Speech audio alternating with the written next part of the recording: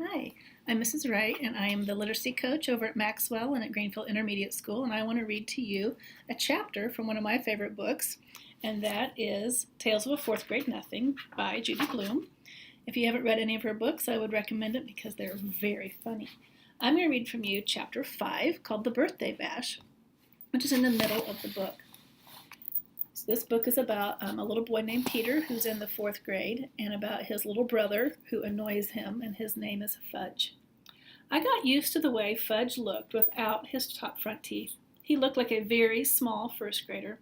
Dr. Brown, our dentist, said he'd have to wait until he was 6 or 7 to get his grown-up teeth. I started calling him Fang because when he smiles, all you see are the top of his 2 side teeth next to the big space. So it looks like he has fangs. My mother didn't like that. I want you to stop calling him Fang, she told me. What should I call him? I asked. Farley Drexel. Just plain Fudge will be fine, my mother said. What's wrong with Farley Drexel? I asked. How come you named him that if you don't like it? I like it fine, my mother said, but right now we call him Fudge, not Farley, not Drexel, and not Fang. What's wrong with Fang? I asked. I think it sounds neat. Fang is an insult. Oh, come on, Mom. He doesn't even know what a fang is. But I know, Peter, and I don't like it. Okay. I promise to never call my brother Fang again. But secretly, when I look at him, I think it. My brother, Fang Hatcher. Nobody can stop me from thinking. My mind is my own. Fudge is going to be 3 years old. My mother said he should have a birthday party with some of his friends. He plays with 3 other little kids who live in our building. There's Jenny, Ralph, and Sam. My mother invited them to Fudge's party. Grandma said she'd come over to help. My father couldn't make it. He had a Saturday business appointment. I wanted to go to Jimmy Fargo's, but my mother said she needed me to supervise the games. The kids were invited from 1 until 2:30. That's only an hour and a half, my mother reminded me. That's not so bad, is it, Peter? I don't know yet, I told her. Ask me later. The kitchen table was set up for the party. The cloth and the napkins and the paper plates and the cups all matched. They had pictures of Superman on them. Right before party time, Grandma tried to change Fudge into his new suit, but he screamed his head off about it. No suit, no suit, no. My mother tried to reason with him. If it's your birthday, Fudgy, all your friends are coming. You want to look like a big boy, don't you? While she was talking to him, she managed to get him into his shirt and pants, but he would not let her put on his shoes. He kicked and carried on until my mother and grandmother were both black and blue. Finally, they decided as long as he was in his suit, his feet didn't matter. So he wore his old bedroom slippers. Ralph arrived first. He's really fat. And he isn't even 4 years old. He doesn't say much either. He grunts and grabs a lot, though. Usually his mouth is stuffed full of something. So the first thing Ralph did was wander into the kitchen. He looked around for something to eat, but Grandma was guarding the place. She kept telling him, no, must wait until the other children come. Jenny arrived next. She was wearing little white gloves and party shoes. She even carried a little pocketbook. Besides that, she had on dirty jeans and an old sweater. Her mother apologized for her clothes, but said she couldn't do anything with Jenny lately, especially since she had taken to hitting. Or biting. What does she bite? I asked, thinking about furniture or toys or stuff like that. She bites people, Jenny's mother said. But you don't have to worry about it unless her teeth go through the skin. Otherwise, it's perfectly safe. I thought, poor old Fudge. He can't even bite back since he doesn't have any top front teeth. I looked at Jenny. She seemed so innocent. It was hard to believe she was a vampire. Sam came last.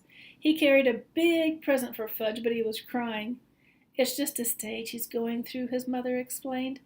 Everything scares him, especially birthday parties, but he'll be fine. Won't you, Sam? Sam grabbed onto his mother's leg and screamed, Take me home! Take me home! Somehow, Sam's mother untangled herself from Sam's grip and left. So, at 5 after 1, we were ready to begin. We had an eater, a biter, and a crier. I thought that 2:30 would never come.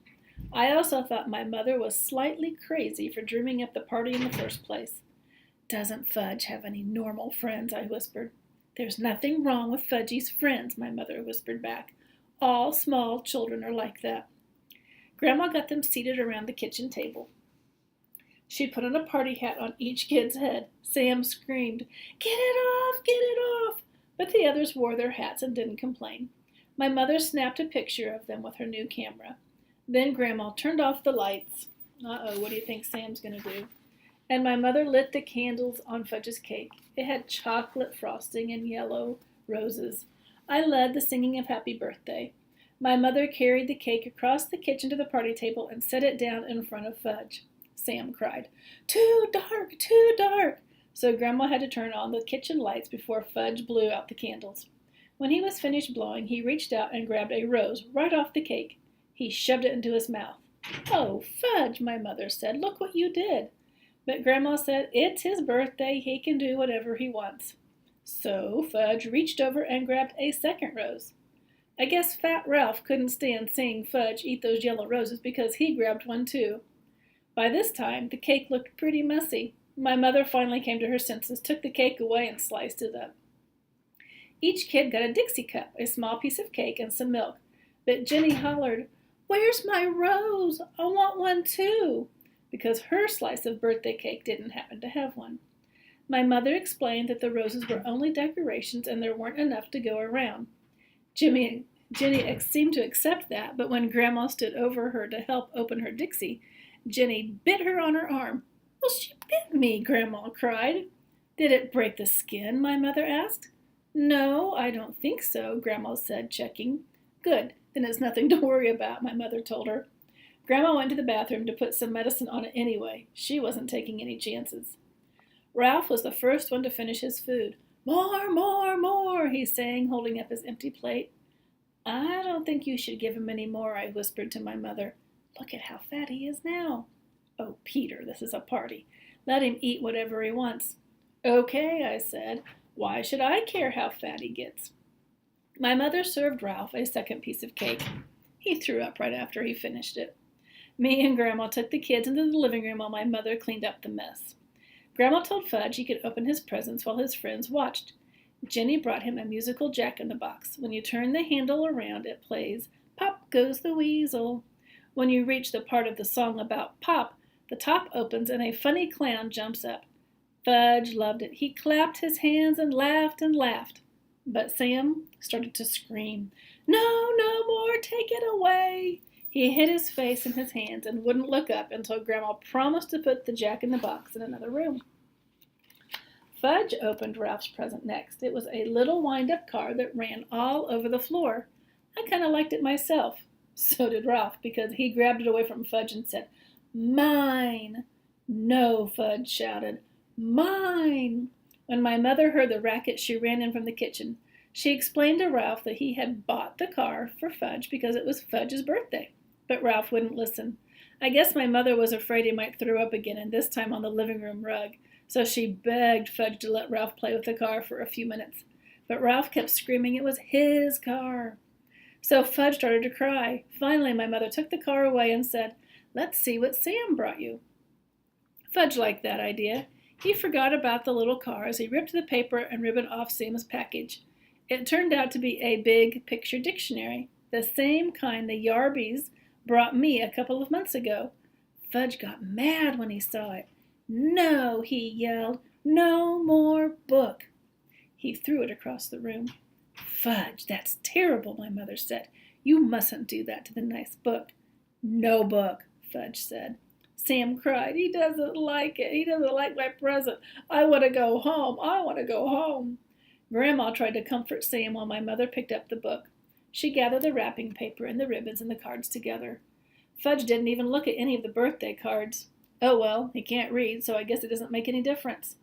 Peter, my mother said, let's start the games now. Quick! I checked the time. I hoped the party was almost over, but no, it was only 1:30.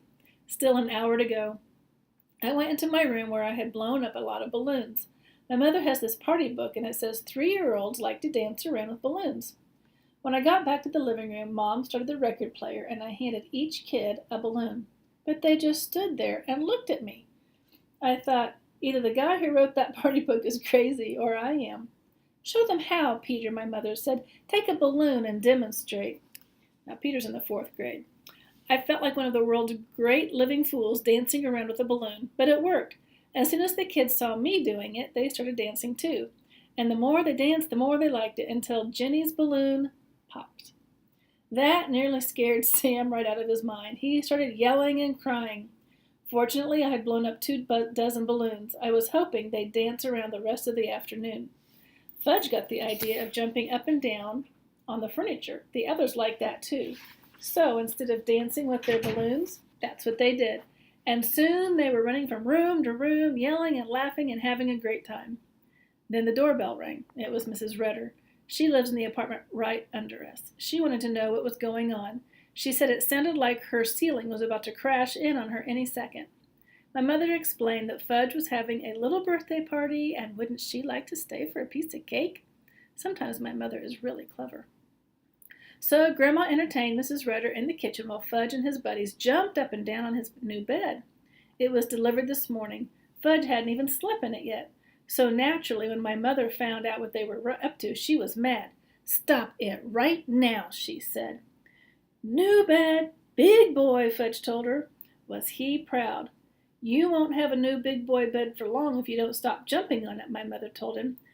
"I know. Let's all sit down on the floor and hear a nice story." My mother selected a picture book from Fudge's bookshelf. "I heard that one," Jenny said when she saw the cover. "All right," my mother told her.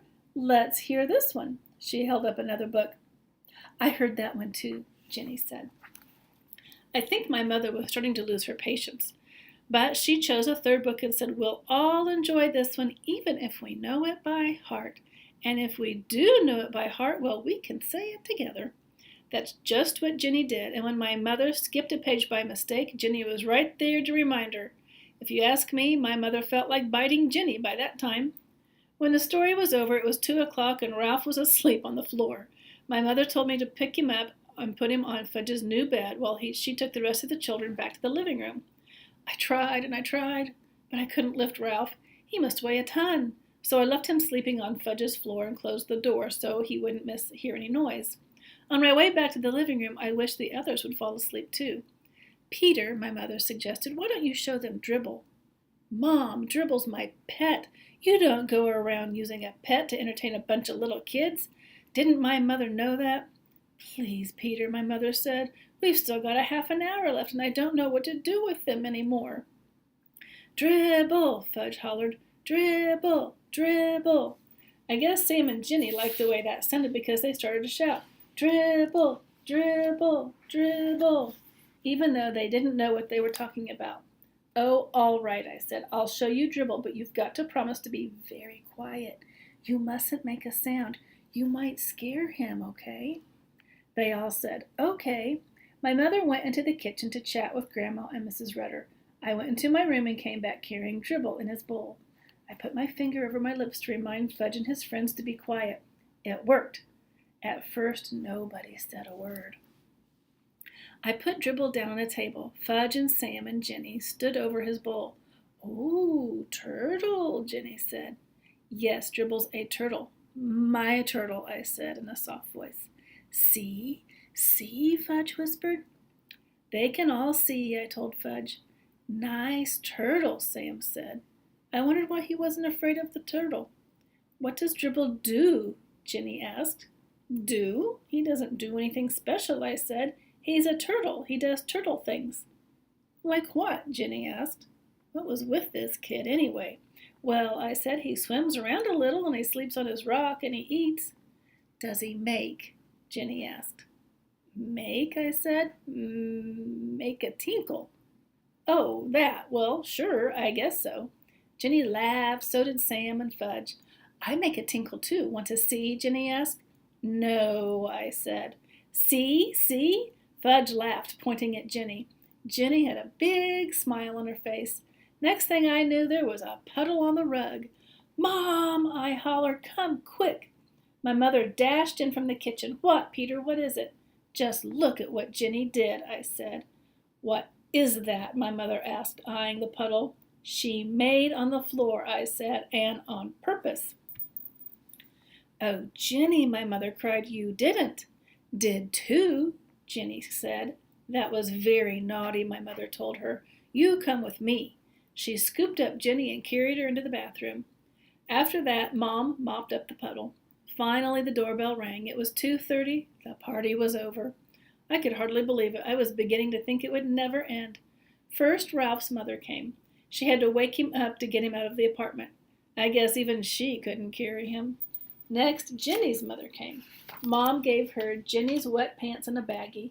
That was all she had to do. Jenny's mother was plenty embarrassed.